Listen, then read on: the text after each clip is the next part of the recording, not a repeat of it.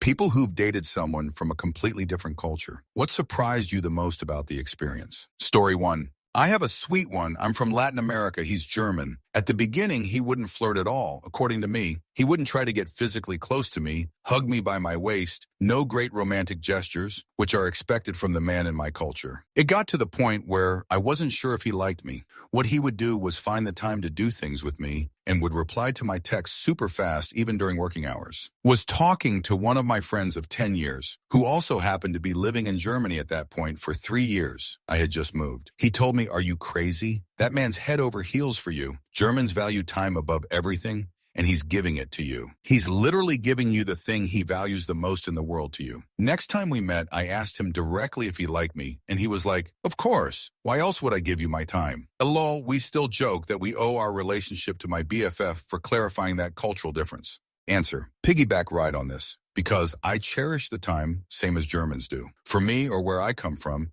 it's normal to arrive 5-10 minutes earlier to the agreed time invitation meeting work. If I tell you I will see you in 30 minutes, I'm going to be there 30 minutes sharp. I see it as huge disrespect if someone is late, especially without giving proper reason apology. Now, from where my other half is, 2 HR delay is normal.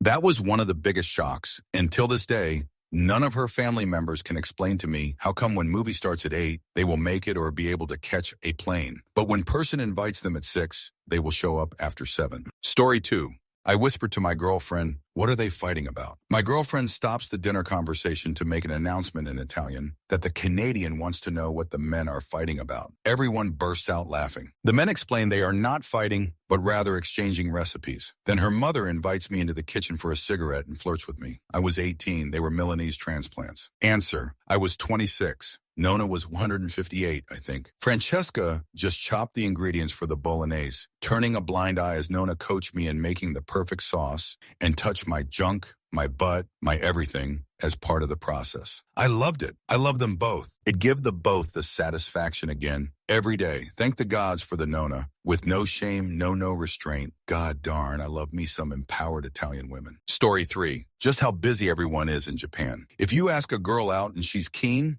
she will whip out her calendar on her phone and ask if you have any days free next month. When a girl I was dating told me that in her last 1-year-long relationship, she'd only actually met her ex-boyfriend maybe 10 times total, I was floored. But then I asked a group of about 6 Japanese women how often they meet their boyfriend when they're dating, and it was once per week, once per 2 weeks x2, once per month x3. If you're both working, it's hard to find time to meet. Text message responses come back 2 days later because texting at work isn't a thing, and when PPL come home, they want to claim some time for themselves and unwind instead of play secretary to the incoming messages on their phone.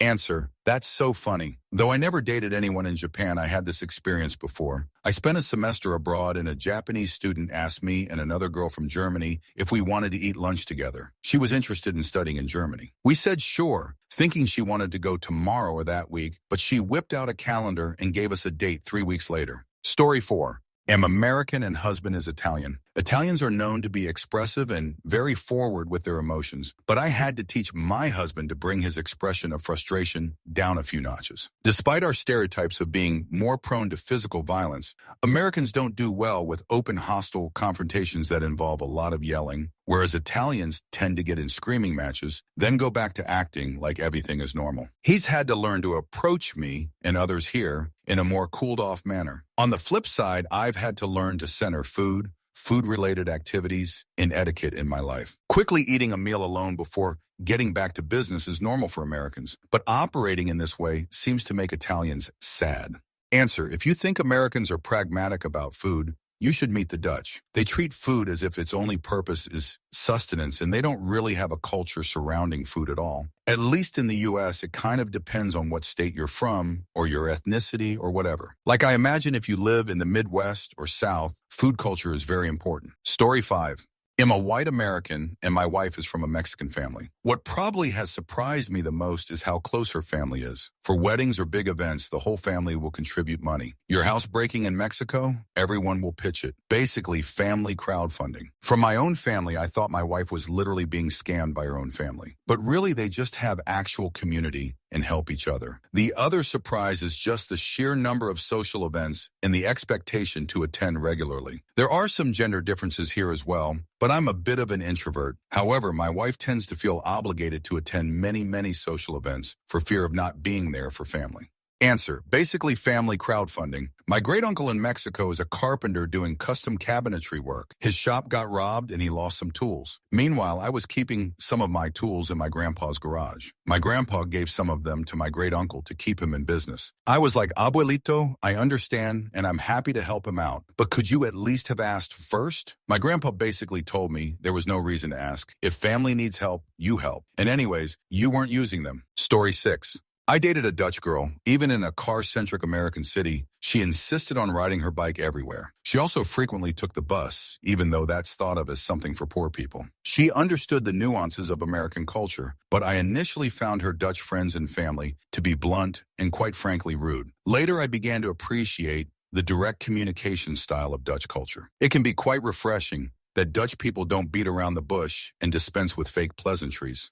Answer: same, they're rude until one day you realize how much you appreciate that every issue is immediately and honestly dealt with, that they mean what they say and they say what they mean, that there are zero games. I can handle the bluntness if it means I always get the absolute truth. Whatever the exact opposite of gaslighting is, that's Dutch people. Raw transparency? I do wish they were more friendly and bubbly though. The deadpan thing got so old so fast and I eventually couldn't live there anymore. Lol. Story 7.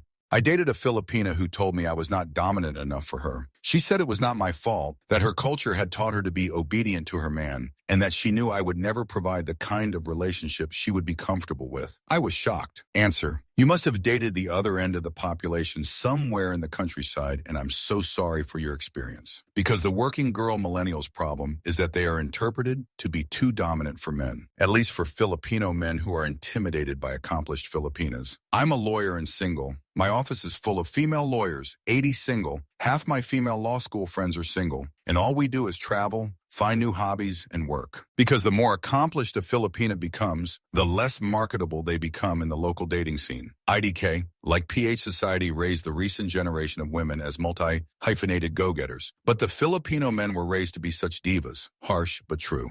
Story 8. Trinidadian married to a Dane. I had to get used to how low-key everything is here when it comes to celebrating things. In Trinidad, it doesn't matter how big or small. Every gathering is essentially a party with tons of food and adult beverage and music, and people typically hang out for hours and hours. In Denmark, unless it's a super special occasion like an anniversary dinner or a birthday luncheon, gatherings are super laid back. No music, no adult beverage, and usually only finger foods and coffee tea. It was difficult getting used to it, lol. Story 9. Attitude to being sick. Partner was Indonesian, and in their culture, when a child is sick, the whole household revolves around them. So when they were sick, expected me to completely drop everything and spoil them. When I was sick as a kid, the phrase I recall from my parents was, "You are not going to die." And apart from being made comfortable, everyone carried on normally. Caused a lot of friction as they thought I was uncaring. I thought they were attention-seeking. Story 10. As an American who dated an Italian, being the same age and not having common childhood references was strange. Like, oh, remember that cartoon that everyone watched? And they have no idea what you're talking about. And likewise, you have no idea what they're talking about with their references. It shouldn't have been a surprise, really. I just didn't realize before how different our experiences would be. Answer: it's like that with me and my wife, further exacerbated by her growing up poor in a Chinese farming village compared to me growing up middle class in an American suburb. She's mentioned how she and her siblings used to get for their birthday present a single egg that they'd get to eat all by themselves. My mom was flabbergasted by this story and brought it up to us occasionally with a look of wonder on her face, often enough that I felt a little embarrassed. Story 11. I'm going to call this a different culture. I'm from New England, and my ex was from the deep South. The church culture for them is insane. Church is just where everything in the town is, all the meetings, all the social clubs, literally everything. Growing up, we only went to church in Christmas and Easter, but they actually go every Sunday and then again during the week several times for social functions. Answer: the religiosity can be deeply ingrained. I have a Jewish cousin that married a woman whose father is a pastor in a very traditional church in Alabama. She felt the need to be religious, so she converted to Judaism, even though my cousin doesn't care because he's an atheist. Now she's a very Orthodox Jew, keeps kosher, attends synagogue weekly, and celebrates every Jewish holiday. Story 12. how difficult it was for her to express herself when we had fights or disagreements. We both spoke in English, which is my native language, and hers is Korean. She would get so frustrated that she couldn't really express what she was thinking because A, her English wasn't fluent enough, and B, even if she spoke Korean, I would have no idea what she was saying. I eventually learned enough Korean, got married to her, and now get the full wrath of her temper, lol. Love her to passing, though. Story 13. As a Western person, I'm used to independent women working high-end jobs being very anti-traditional gender roles. Dated a Bulgarian girl, and she was very independent in working a high-end job, yet was very traditional, wanting a man to do all the man stuff, like take out the bin, fight anyone who looked at her wrong, order for her at meals, etc. And for her to do the woman stuff, clean, cook, look after the kids, etc., was interesting. Answer, yeah, my wife is Russian and similar. Odd for me because I was raised by a very feminist single mom. My wife is delighted if I'm wearing a vest, drinking beer, and watching football, but I'm there to fix a bike or do DIY, also topping her glass with wine. That's a big one. She doesn't mind me cooking, though, and certainly wouldn't expect me to fight or anything. We've both adjusted easily enough. Story 14. My Canadian sister was posted to Milan for 2 years. She claims she was surrounded by 24 male colleagues who, in public, were all suave, worldly, socially confident, and intimacy aggressive. But behind closed doors, they almost inevitably turned into whiny, needy little mama's boys. Her boss, a divorced 45-year-old international bank executive, actually sent his laundry back to his home village by bus every week so his mommy could do his wash. And once he asked my sister to sew a sleeve button back onto his 3,000 suit coat. Once. She unleashed a few short, choice phrases of street Neapolitan she had been taught by her elderly neighbor and adoptive nano. Another colleague had a red-faced temper tantrum right in front of her when he found out his sister had pneumonia and wouldn't be dropping off his regular weekly allotment of homemade frozen dinners. My sister quickly grew to be contemptuous of virtually all Italian men, simply on principle. She was offered a generously compensated 2-year extension, but instead returned to Canada a couple of years ago, and she is still surprisingly gimlet-eyed and antagonistic toward any Italian-looking guy who dares try to chat her up. Answer, in uni in northeast of Europe, I had an Italian girl in the local language class. One time she went on absolute tangent about Italian men, which was basically TLDR of what your sister experienced. She never went back to Italy, settles down with a boyfriend from place we studied instead. Can't say I blame her. I married someone not from my country as well. Story 15. I'm Southern European, dated a Swede for 7 years. The thing that annoyed me the most and eliminate the relationship was that, well, look into it and let's see, basically mean a polite no to them. For me, it literally meant let's figure it out and find a compromise. Story 16. Dated an Indian, found out how enmeshed he was with his family and their expectations, to the extent he cried about having been born into Indian culture, constantly dragged down Western culture, and women, despite living here and planning to stay on with citizenship, also expected me to be best friends with his mother, who I had met once and who lived on the other side of the world, by asking me to harass her with phone calls and one-sided texts so she could feel safe and get over her fear that I was stealing her son away. Story 17. Dating a white American guy, the way he talks to his mother and siblings was so shocking. They're so candid and loud and so quick with deep-cut insults, but they laugh it off and move on in an instant. My Asian parents would smite me if I try something like that. Story 18.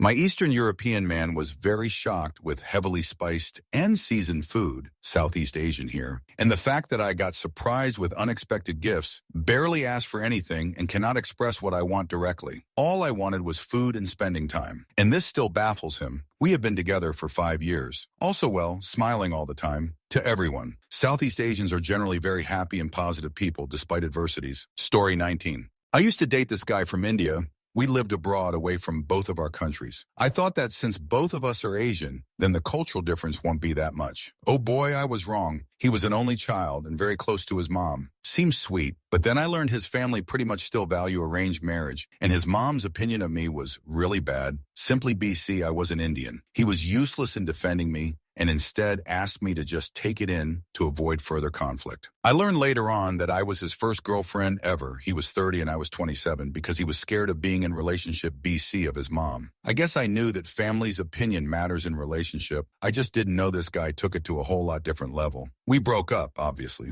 Now I am dating someone from Colombia, a completely different culture. I was worried at first, but he is the best guy I have come across so far, and we don't have any problem at all. He is more open about his feeling and able to express it freely, which is something I wasn't able to do before, but now slowly learn it from him. I also love the surprise kisses and spontaneous dance here and there, which is something not that common in my culture. As for him, he told me that he loves my independence and that I can be straightforward about my needs without having to play any mind games with him. Story 20. I learned that my girlfriend's family's polite disagreement involved a full-on 3-hour debate where I was expected to participate. My American brain was just screaming, "Everyone please stop being mad," while they were all having the time of their lives. Story 21. What surprised me, that a man from a totally different culture, life experience, him Persian and me British, was the one that completed me, was truly my soulmate, my best friend, and the one with whom I saw eye to eye on literally everything. I didn't just date him, though. We married and had a son together, and sadly, he passed very suddenly and way too young. There's not a day goes by I don't miss him.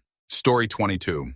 I'm a white boy who dated a Lebanese girl through HS in early parts of college. First off, they are all extremely beautiful, as in her extended family was 50 deep, and they were almost to a person insanely good looking. Her mother was 50 and looked 30, never wore makeup because she didn't need to. Secondary, you hungry? Would you like to never be hungry again? Show up at a Lebanese house and they will stuff you full of food. And by food, I mean the best tasting dishes I've ever had, and I was a chef for 20 years. Everything is made fresh, tabbouleh, hummus, kebab. My God, just the cheese alone was to die for. Fattoush, baba ganoush, etc. Once you are part of the family, there's literally nothing they won't do for you as long as you are respectful. I blew a tire once. Her brother showed up on the side of the road an hour later, early cell phone days, with a new tire, switched it out and told me to be nice to his sister. Wouldn't take a dime in return payment. I helped paint their house one summer. Stayed over at the house that night, woke up, and my car was gone. Her dad had taken it to a repair shop and got my brakes fixed that I had been complaining about. When we broke up, it was doubly painful because I had to say goodbye to so many people that had become really important to me beyond my ex. 10-10 experience. 10. Story 23. Dated an Afghan girl once briefly. Lovely girl, beautiful and smart. She had a scary, controlling ex that was constantly looking for her and harassing her. Also Muslim, but not from Afghan. Forgot from where. Maybe Saudi. She would go on the ground in the car if she thought she saw his car. It was absurdly normal to her. Her 9 siblings had similar experiences, men from related countries. Also, I had to drop her off 4 blocks away so nobody could see that we were together. We had just gone on a hike. I think she ended up in an arranged marriage, and last thing I remember was that she was in full chador. I think it was not a niqab because she showed her face. I've met other women with exes from the same region with that same and worse levels of crazy and abusive controlling behavior. In fact, one of said exes ended up leaving the country to fight for ISIS. My wife now is also from the region, but her parents had formative experiences in the West during their university years, and they're wildly more open. But her siblings ended up in similar situations and have their own share of crazy exes. That behavior in men seems alien to me. Note, before I get disliked for being racist and xenophobic, think first. The criticism is the toxic culture and upbringing. I'm not down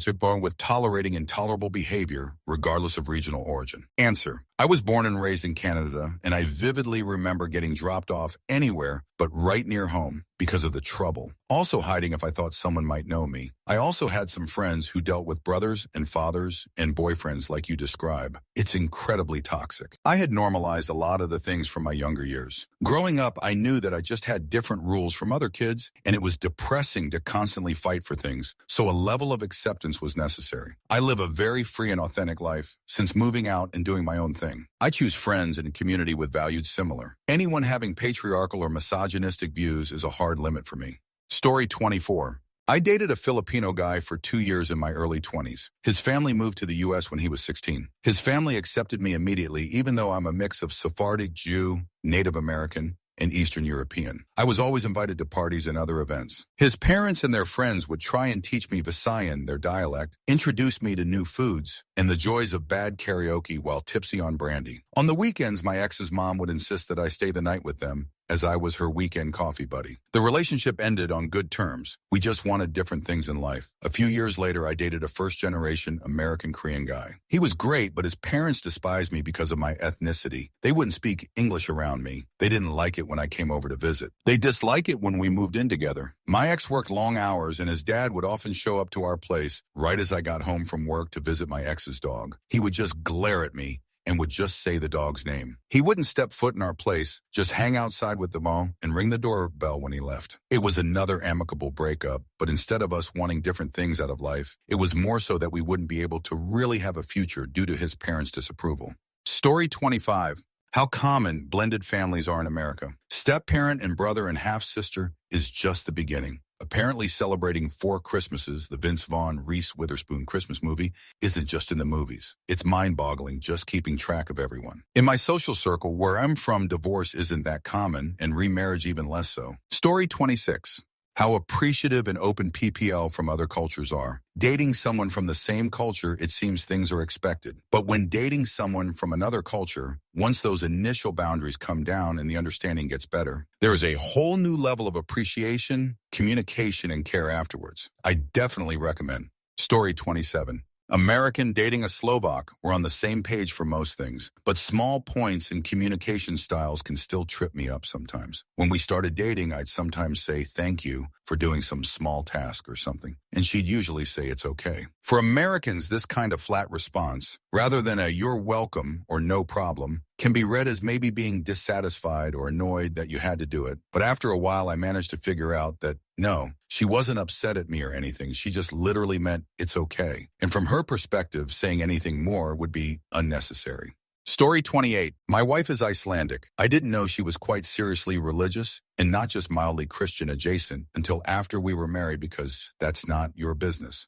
All right. Did you not want anything in the ceremony? Or she did not. Icelanders are what Americans would read as deeply passive-aggressive, but what they would read as carefully non-confrontational. This has caused some issues. No one voices that there's a problem coming down the line until it's about to explode. We had a time and a half actually getting together because, on top of both being carefully non-confrontational, they expect clear, blunt communication about important positive things. I thought she didn't really like me for the longest time, but she was just really deeply confused because I didn't, on our 3rd time hooking up, announce we are dating now or similar. I am now aware that the typical mating ritual for the ice people is to sleep together a lot, have a kid or 3, and then declare that you're maybe going steady. It's like marrying into the sovereign kingdom of Asperger's until they get tipsy at the family party, in which case it becomes the sovereign kingdom of confessional ravers. Story 29. I married the guy. Still married. I think different view in parenting and approaching problems. He's Dutch, so he's always practical, often code for jerk, and since I'm American, I'm obviously more emotional and dramatic. We make it work, respect each other, but there was a learning curve for the both of us. I think if one person isn't willing to adapt or learn, international relationships won't work. Story 30.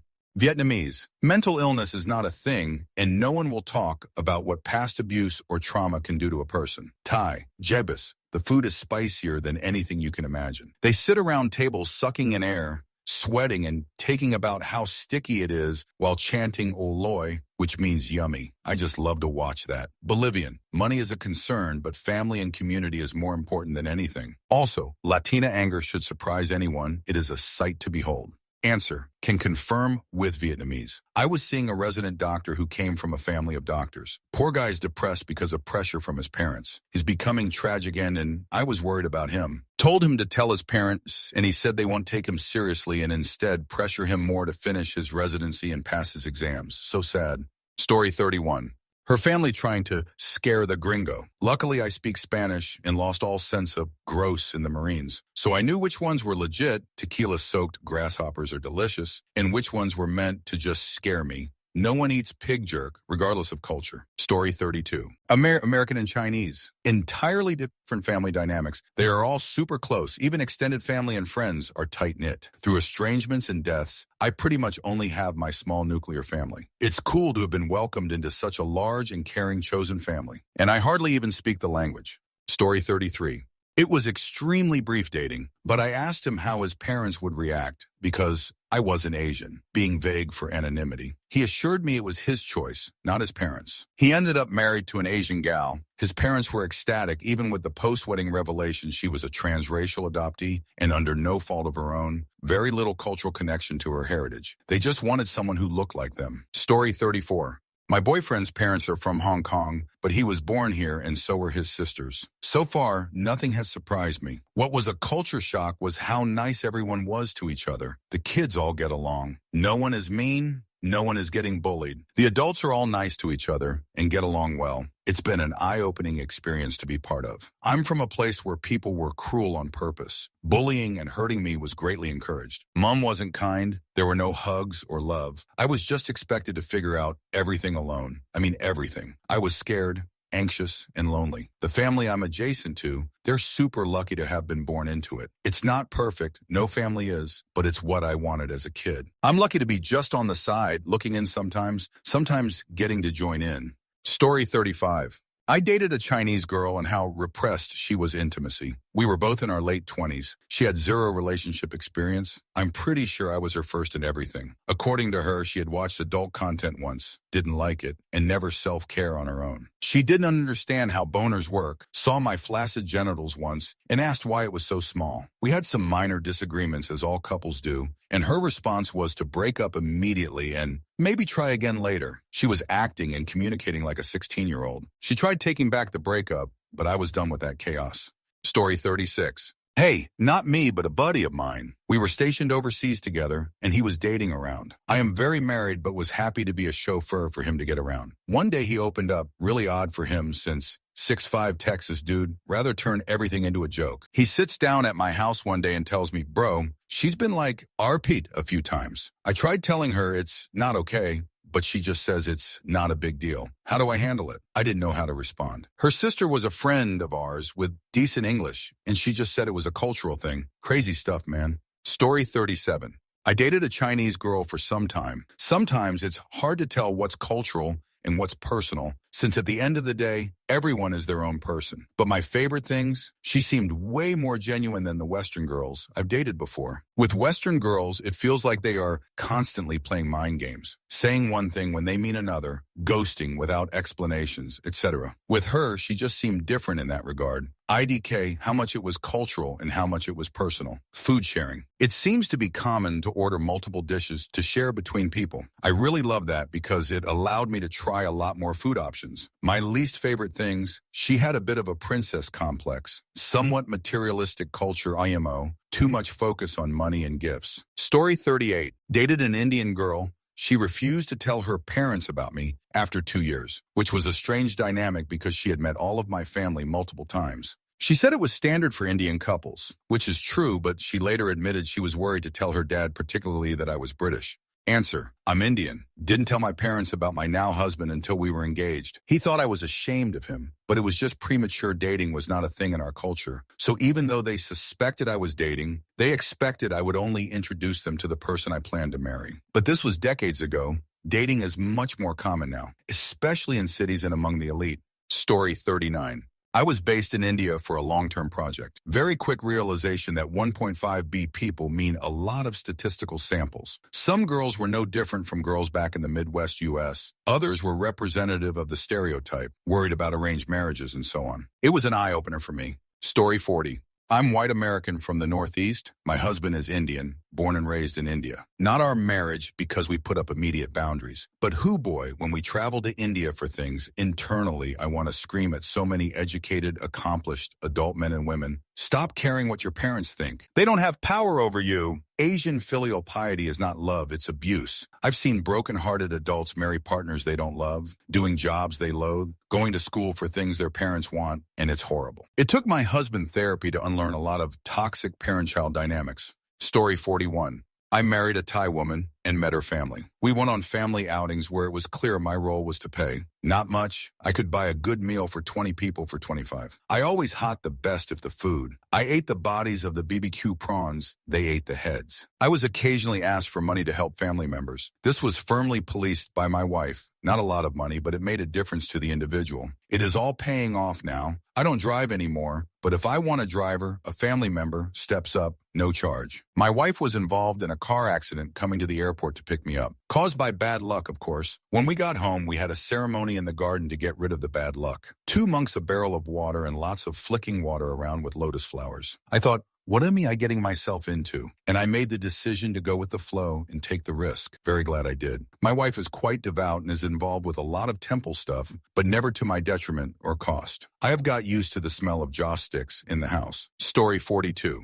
I'm a Spaniard and I dated a Cameroonian guy. Seeing him go broke for his family while they were wasting that money to party or to buy beer, and him lending money to friends who would take weeks or months to give it back when he actually needed it ASAP, broke me. Also, I heavily disliked how his family wanted us to marry and have children ASAP, and they didn't care about our careers. Plus, he never got my banter in the way my husband does. I'm married to a Cuban man, and every cent is stretched to the max. He is a pro at saving money and thinks very carefully before helping his family. Plus, his family is super responsible, and they barely ask for anything, so I'm ever more compelled to help with everything I can. His family prioritizes our careers, and we get each other in the way only Spanish speakers and Hispanic cultures could. Story 43. I'm an Indian, and I dated a white American. We were raised very differently, and he didn't really understand complexities of life or have empathy because he grew up very privileged, so he didn't experience that. He was never interested in my culture and expected me to fit into his culture. His family is very conservative, which is not very different culturally, and a mama's boy, which is also not very different. Even though we were culturally different, he was very similar to most Indian men. Story 44. I'm American, and the biggest cultural shock I caused, without realizing it, was how direct we can be. What feels normal to me can come off as cold in cultures that lean into social harmony. To me, it's just getting to the point and speaking plainly. I tried to adjust, but it still caused friction. A perfect example, someone says something and I agree, and I just say, okay, completely normal. Surprisingly triggering in other cultures, even when there's no disagreement at all. Dating a Filipino woman, I was shocked by how much money and support goes back to family in the Philippines. I was also surprised by how sensitive her mom was to appearances and status. She pushed me hard as a partner for her daughter because of my perceived value in that culture. It felt very transactional. Food was a wild mix of absolutely not eating that, and this is incredible. It was also jarring to watch her mom insist everyone eat more and more, then casually call the girls fat to their faces right in front of me, as if that was completely normal. Dating women from Latin America, I was shocked by how massive and involved family is in everything. I'd mention my 2 cousins, and they'd laugh because they had more cousins than they could even count. Constant invitations, constant gatherings, and pressure if you didn't show up. I met moms very fast, which I found interesting. In the U.S. meeting, the dad feels symbolic, but in LATAM, it's the mom who really runs things, unless grandma is around. Dancing isn't optional. Women were shocked that I could cook and immediately demanded proof. Food is its own love language. Time is extremely fluid. That one was hard for me. It felt disrespectful more than once and led to arguments, and I've missed planes because of it. Story 45.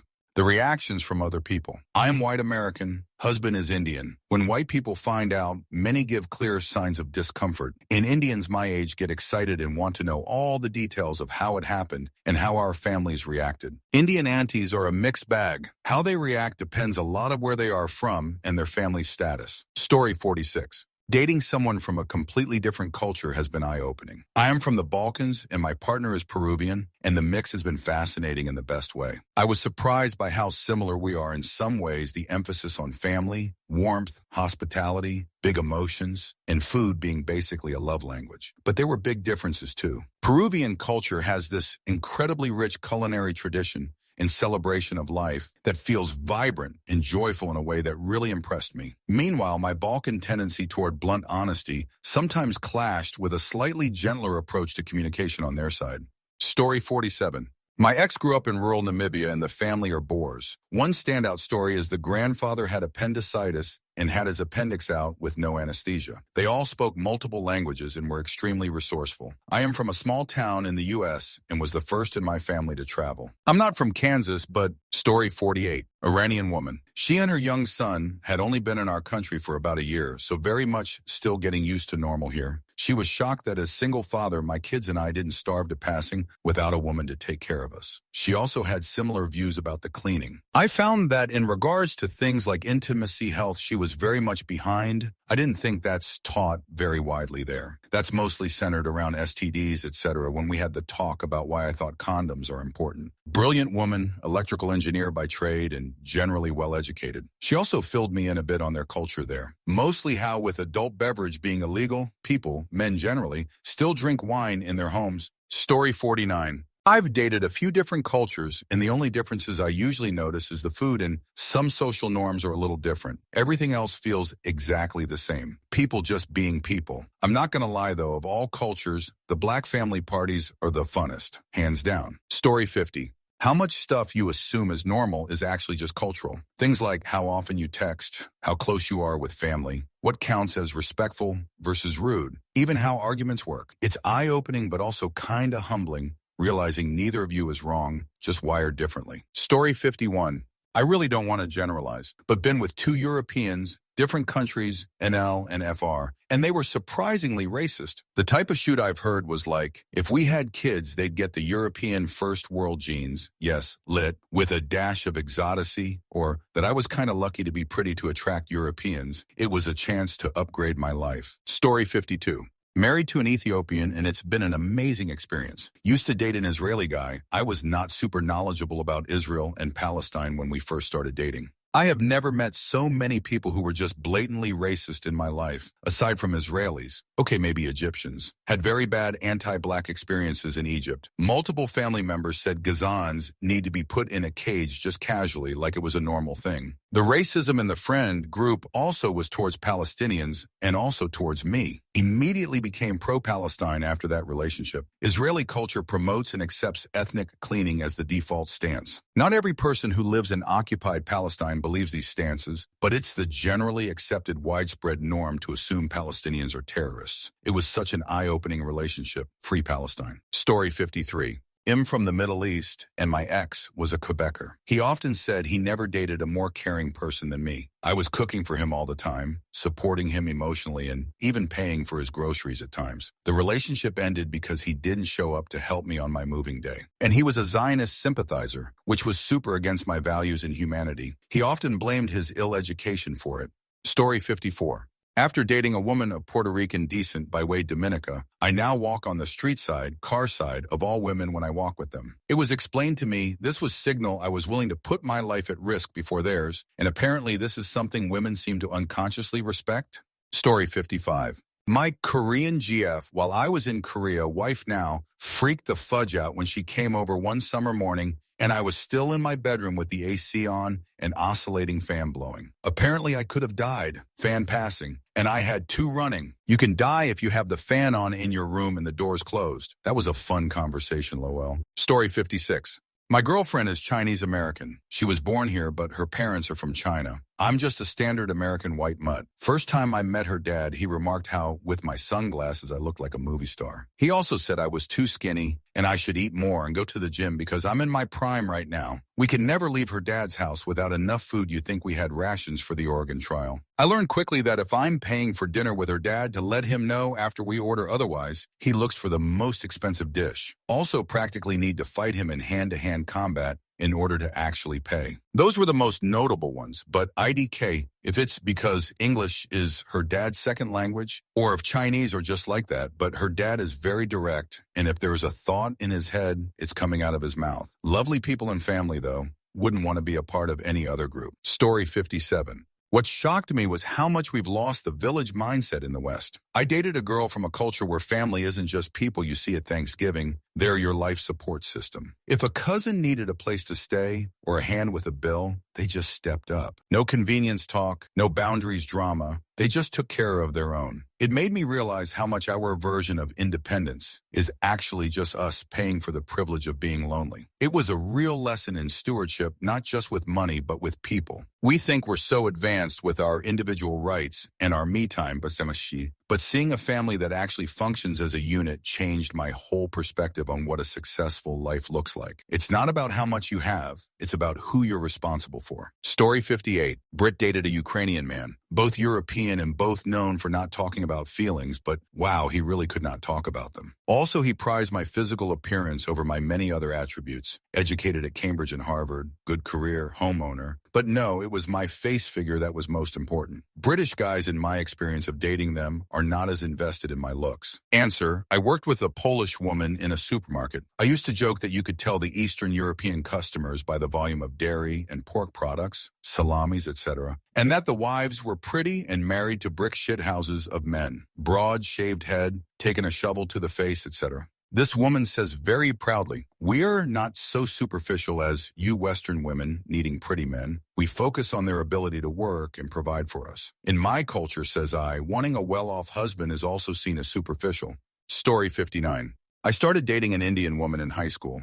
We finally got to the point where she was going to take me home to meet her mother. I was preparing myself all week on Indian cultural and historical knowledge so I could present myself well. I was batting way out of my league. I got to the dinner and her mom was a Midwestern white professor. She hadn't told me she was adopted. It was like talking with my own mom. We're married now and my mother-in-law is awesome. Story 60. I dated a few Brazilian girls for a while and thought they were amazing, but was never comfortable how quickly they moved to the next stage. I'd met families, FaceTime parents by the third date. Within a couple of months, I'd gotten ultimatums about marriage and living together. I'm married to an American woman now and realized that Brazilians are much better in a lot of ways, but the speed in which they move was just overwhelming. Story 61. You have to very quickly realize that people are all still individuals. Just because someone is an X and everyone says X's like this and do that and behave this way doesn't make it so. People are individuals and have their own individual likes, dislikes, attitudes, norms, and moods. You get yourself in trouble if you apply group stereotypes to an individual, consciously or unconsciously. Story 62. Dated a Japanese guy while I lived in Japan. I'm from the West. He liked to think he was open to being different and talked about how he didn't like the restrictions of his culture. But it's not easy to escape deeply ingrained influences, even if you say you don't like them. I found this a lot in Japan, not only in him but with friends I made. They complained about how restricted they felt, but they all still followed the social norms anyway and did as they were expected to, even if it made them miserable. Like my ex complained a lot about how traditional his family was, and that's why he moved away to the city. He knew nothing about farming, but told me, of course, he'd take over the farm one day. He was the eldest son and had to. Other options weren't even feasible to him. Story 63. I've dated a couple Asian Americans as a white person.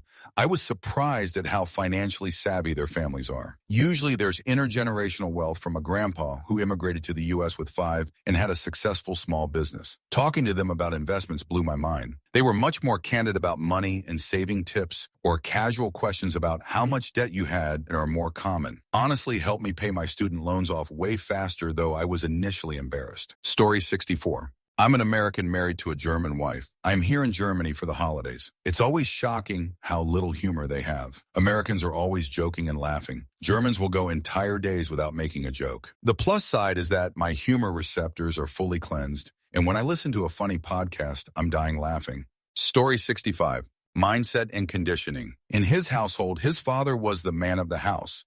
The whole house needed to revolve around him. The food would be served according to his liking. He low-key wanted to be treated like his father. He said I cannot call him by his given name in front of his father. He used to jokingly say that I should not call him baby in front of his friends because it would be embarrassing for him. He never wanted to get married before his sister because, according to him, that would be a bad look for his sister. He paid a hefty dowry for his sister's marriage. Also, his family paid for the entire wedding and reception, and the groom's side didn't spend a dime. Whatever money he spent on sister's wedding, his parents expected to collect from his bride when he gets married. My family and community do not support dowry, so that was a shocker. He was a good man. He never asked me for a dowry, but I know he low-key wanted it. I don't dislike him because he couldn't help it. He was product of his surrounding. The cultural difference was too big to sustain the relationship. Story 66.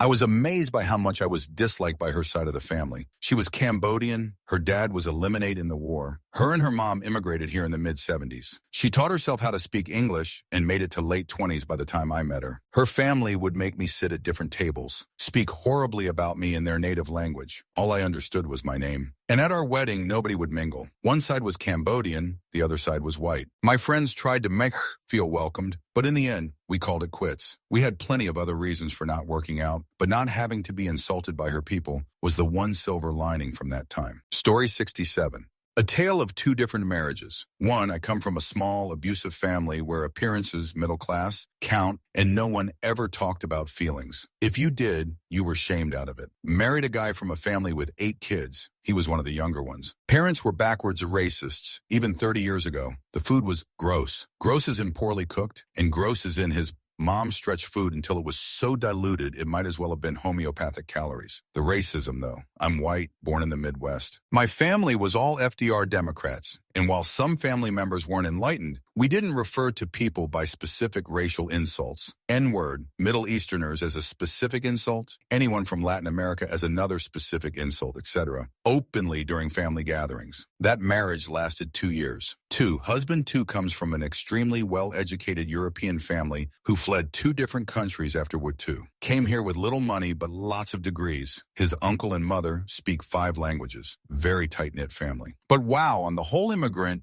enmeshment experience. Some folks with narcissistic traits have married into the family, not me, LOL, and watching people we love get massively taken advantage of is painful because of a culture of course you always help family. I joke my husband's family has a foundation of love with dysfunction on top. Mine has a foundation of judgment with dysfunction on top.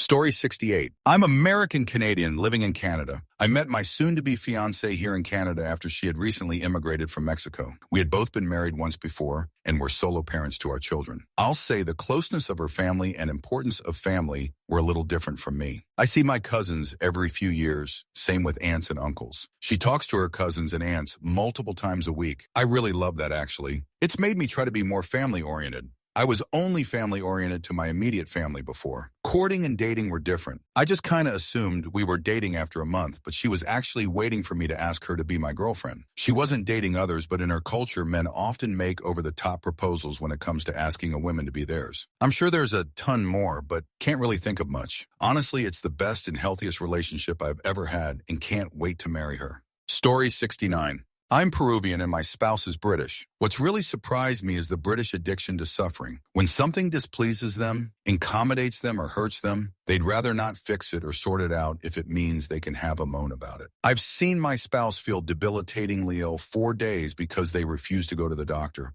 or even take medicine, sometimes saying that it will just sort itself out. There's almost a shared camaraderie in talking about grievances that they worry would be lost if you actually do something about it. I started to respond to the almost daily rant on something new that's displeased them by saying, you should write them an angry letter. Usually diffuses the situation, but an angry letter is never actually written. Story 70. I might not have something that surprises me the most, but I have at least something to tell, LOL. My girlfriend is American and I am from the Netherlands. When she was over here in the Netherlands for the first time, I began to notice how she would compliment other women of our age, mostly cashiers or random people on the street, about how beautiful they look. For her, it may seem a usual and respectful compliment to give, but I have to say some of them looked like they felt a bit uncomfortable about that. I also began to notice how it's normal to visit restaurants like McDonald's 3 times a week. Here we see McDonald's like a treat to ourselves, instead of going 3 times a week to get ourselves a Big Mac menu.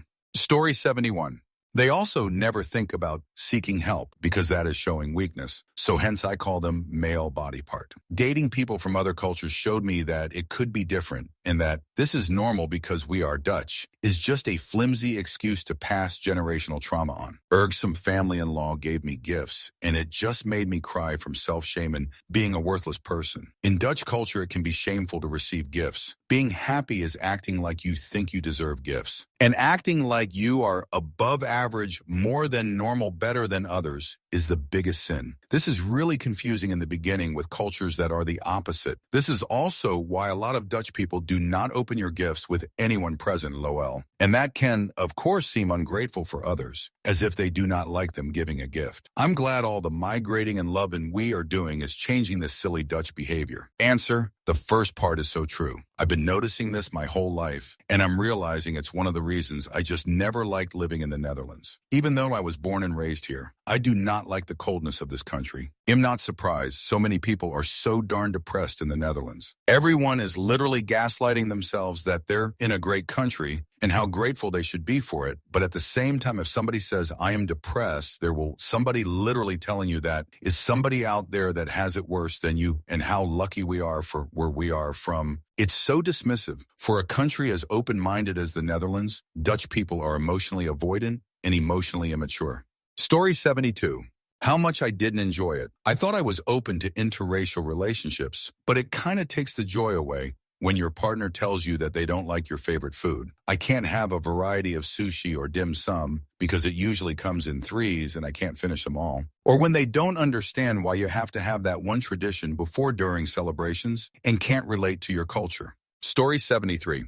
I'm a city boy and I dated a trailer park girl one time. I was young and decided to give it a go because she was cute and had a real nice jerk. Never again. They just have different ways about everything from humor to food to pets and just general lifestyle. The icing on the cake was that her grandparents were actual KKK members. It was the first time I saw someone with a Confederate flag earlobe. I did not shake their hands or even acknowledge them. Story 74. I'm married to an indigenous North African from Algeria. I was surprised, especially after our daughter was born, how not only oriented towards welfare benefits some of these individuals are in the U.S., but how they were trying to push these benefits onto us, wondering why we didn't apply. Because it's for the needy, not the greedy. The Quran made that clear centuries before Jody Watley sang it.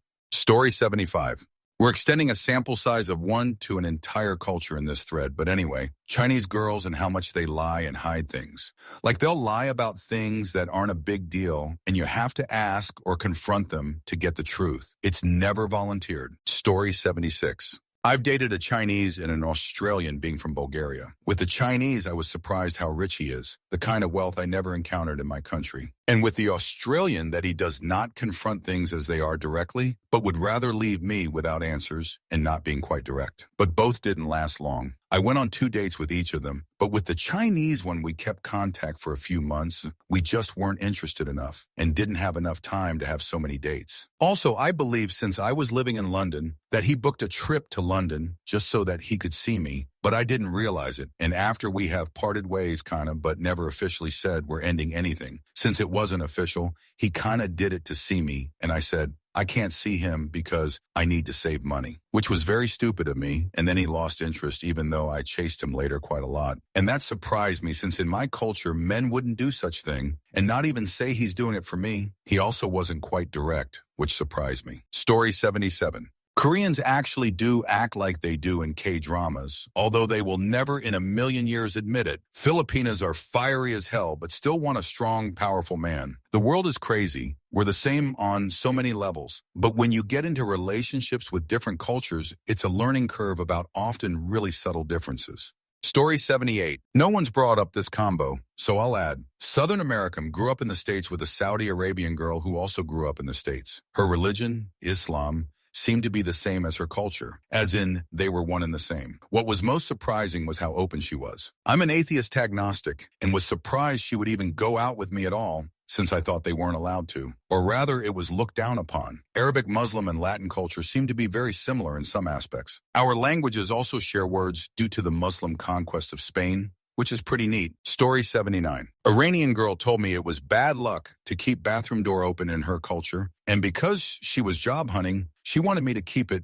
close at all time. Would freak out every time I accidentally forgot to close the door after I was done. At the end of the relationship, I ended up calling cops on her. She became unhinged and physical. Thank God that relationship was over and done with. Story 80. Canadian guy here. 1. Kissed a Brazilian girl in a hostel at 3:20 a.m., completely tipsy. In her head, we were a couple now. Spent 6 hours defusing that bomb the next day. 2. Same with Nicaraguan girl. Same with Peruvian girl. Needless to say, I stopped dating, kissing, or even looking at Latin girls. I'm not your husband after a drunken kiss, girl. Come on. Story 81. Cultural differences were much less important than economic class ones. My Taiwanese BF's parents weren't really bothered that I was white native, though I did agree to try and pick up some Mandarin. But me being poor was a huge barrier for my BF and I understanding each other and relating to each other's problems.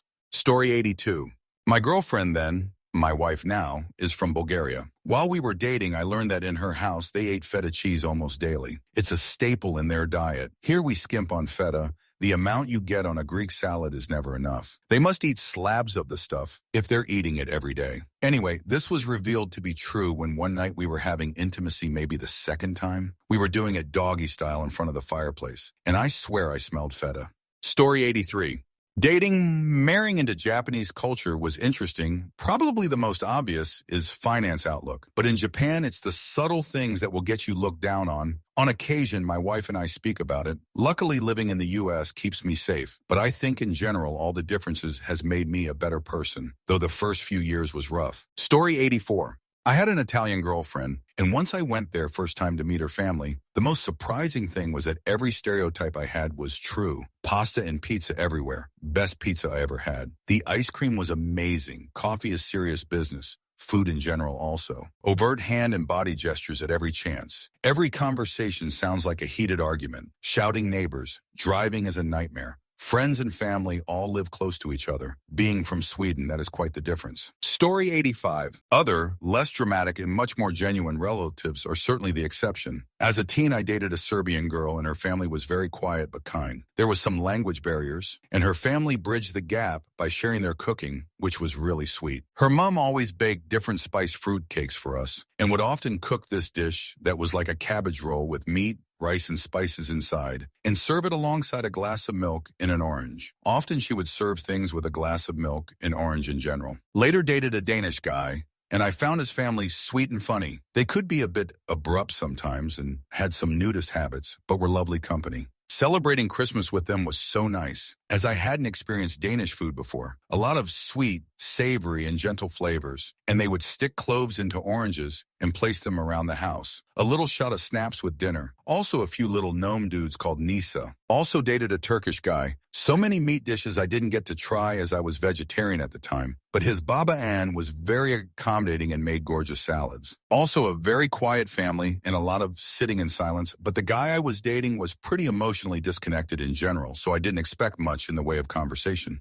Story 86. Indian dating a German guy. We have different definitions of it's okay. The first time I made us dinner, he said it was okay, which as I now understand means it's really good. I, on the other hand, use it's okay to say something is just passable. Boy, that took a while to figure out, but now we emphasize if it's my okay or his okay. Story 87. I dated a Vietnamese woman. I don't know if this is a common thing, but she kissed in a really strange way. She just squished her lips into mine and that's it. That was kissing. Closed lips pressed together. It was strange, too childlike for me. I had to break it off. Story 88. Not the usual difference, but a way poorer type, lower class, etc. I came to pick her to go out to dinner, and it was raining. I opened my umbrella to hold for her, and she was flabbergasted to meet someone who would use an umbrella, said that's what hoodies are for, and put her hood up, etc. And no, it was not a like anti-me thing. It was someone who literally thought umbrellas were weird and boujee. I didn't fully understand the depths of low-class nature. I've known people poorer and in worse living conditions, but not the intrinsic fullness of low-class essence. Story 89. Possessiveness. I dated a woman from the Dominican Republic for a year, and the way she would glare at any woman who so much as smiled my way was actually really lovely. I think in American culture this reads as toxic or codependent, but once it clicked that there's a performative element to it, that she was doing it to make me feel good, that shoot made me melt. Story 90. Married a Haitian man. I love you is not really a thing, but have you eaten yet? Here, make sure you get the coffee book. It's this week. Hands over cash I don't really need. Go to sleep. I've got the baby. Here, I made you juice tea, etc. is I love you. Story 91. I have an Australian partner. My biggest culture shock was the casual racism. His family will just casually talk mad shoot about other races and bring up people's race constantly and talk about them like they are zoo animals. Like it's a normal topic of conversation and then get offended and call it rude if there's any pushback. He's horrifically embarrassed by it, but it's just the way they are over there, I guess. And no, it's not just his family. This is completely normal among most groups of people talking that I have observed. It's so uncomfortable. Story 92. I dated a Korean girl when I was young for a few years. One day her parents called and told her to come home. 3 days later, I drove her while she was crying to the airport. I got an email a few weeks later that she had to marry some guy that her parents picked out. I never heard from her again. Story 93. Dated an American Hispanic born and raised in California. He is a different breed of guy, I would say. He did not communicate well. I thought Americans are straightforward. I completely became the guy in the relationship as I would have to continuously be a mind reader and just assume things. I thought, hey, benefit of the doubt, but he never proactively say things or how he feels. Like, dude, I'm not a psychic. You have to tell me what's wrong instead of bottling it all inside. He is Hispanic and he has mommy issues. Glad I left. I'm now open to dating a white guy, like white American guy. Story 94. Dated a guy I thought was Italian but turned out to be from Iraq. He fully and with no hesitation or second thought believed that if a girlfriend wife didn't want to have intimacy with him, that it was his right to violation her, and it wouldn't be violation because they were together. Mind blown. Story 95. How basic life stuff is the same. The games we played as kids were the same. The way our parents treated us was the same. It was a warming and interesting experience. I was excited to learn about his culture, and it was all kind of the same with minor differences thrown in. Story 96. How much of personality is actually just culture? Thought she was cold until I realized she wasn't. Their culture just doesn't perform emotions the way mine does. Learned that love looks different in different languages. We broke up, but I see everyone differently now. Story 97. I'm from the UK. I dated a young Chinese lady at uni. I was a mature student, and we were both well into our 20s. I found she was very reserved when it came to physical tokens of affection. The most intimate we ever were consisted of massage and second base, because while she was happy to go along with me to a certain point, she seemed to have no intimacy drive whatsoever. She ended up with strong feelings for me and was hurt when things ended. But to this day, I remember that feeling of knowing that she would be intimate, but only to a certain